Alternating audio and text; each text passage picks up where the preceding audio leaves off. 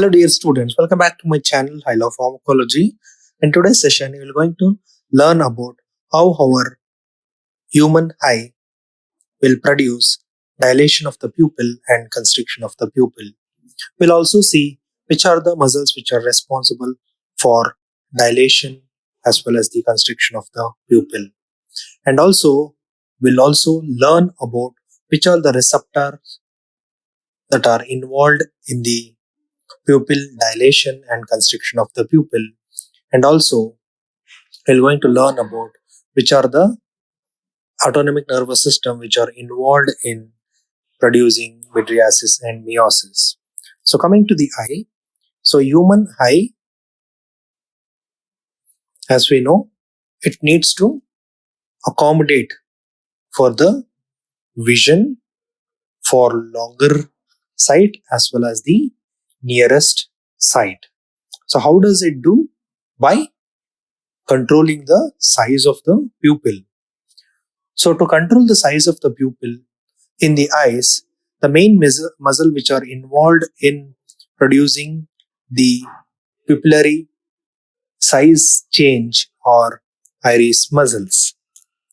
So in the iris, you have got two types of muscle fibers.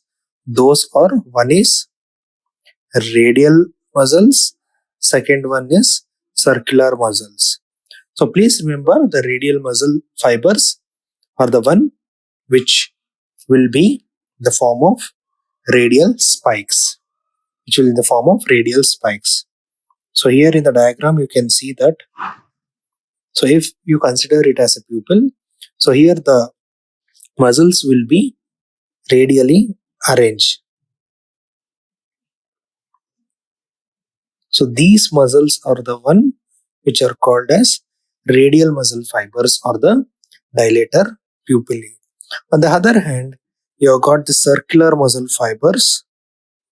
So if you consider it as a pupil, so the circular muscle fibers will be arranged concentrically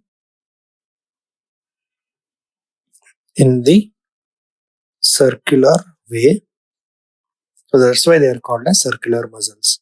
So radial muscle fibers are basically innervated by sympathetic nervous system, whereas the circular muscle fibers are innervated by parasympathetic nervous system.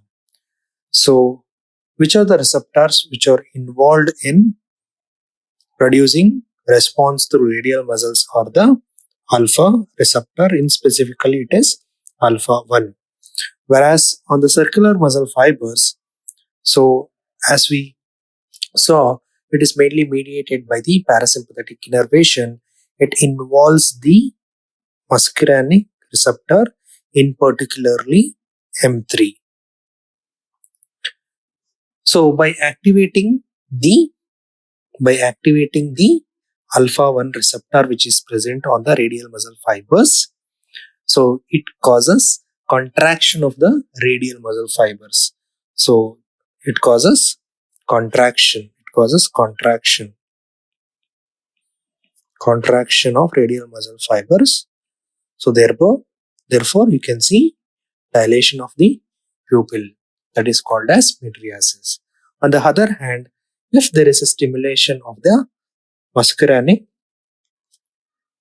subtype 3 receptor which are present on the circular muscle fibers of the iris, which are innervated by the parasympathetic innervations, it will lead to contraction of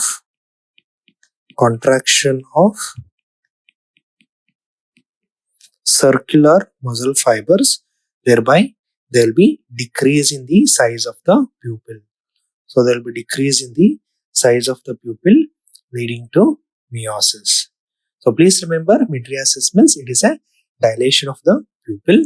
That means the pupil diameter will increase, whereas meiosis means there will be constriction of the pupil. That means the pupillary size will be reduced. So please remember, in the eyes, you have got two types of iris muscle. One is the radial muscle fibers and the circular muscle fibers. On the radial muscle fibers, you have got alpha 1 receptor. Since the radial muscle fibers are innervated by the sympathetic innervation, on activation of the alpha 1 receptor, it leads to contraction of the radial muscle fibers, leading to increase in the size of the pupil, which is called as mydriasis. On the other hand, we have a circular muscle fibers which are innervated by parasympathetic innervations, where you have got M3 receptor. So activation of M3 receptor will lead to contraction of the circular muscle fibers. Contraction of circular muscle fibers in turn lead to reduction in the pupillary diameter. So therefore, it causes decrease in the pupil size, which is called as meiosis.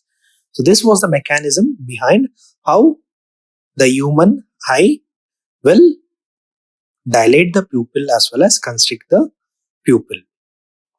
So thank you. If you like this video, please do subscribe to my channel. I love pharmacology, and do not forget to share and hit the like button for more updates on pharmacology.